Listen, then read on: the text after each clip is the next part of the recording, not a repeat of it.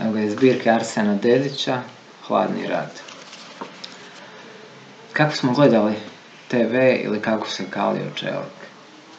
Najprije ništa, zatim TV Snijeg, slavno pitanje, je li to do njih? Nije, to je do nas. Nije, nego do njih. Intelektualac iz kuhinjske pozadine, to je repetitor na Martinskoj. Nije, to je do nas. Zatim TV Snijeg. Sad mučimo. Počinju vijesti. Vijesti su samo povod. Svako ima svoje vijesti. Spikeri daju šlagvorte, kuhinja donosi zaključke. TV Snijeg.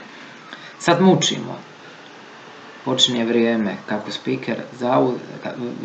kako spiker zausti, svi daju svoju prognozu za sutra. Objužilo je, burinje, tramontana, intelektualac iz kuhinjske pozadine. Ja bi gledao TV kalendar. Snijeg. Mlađa radio novinarka. I kakva vam je danas slika? Kuhinja odgovara. Nikakva, transparentna. Intelektualac iz kuhinjske pozadine. Virtualna. Budući je kuhinjski stol u ravnini ekrana, cijelu večer boce šeću.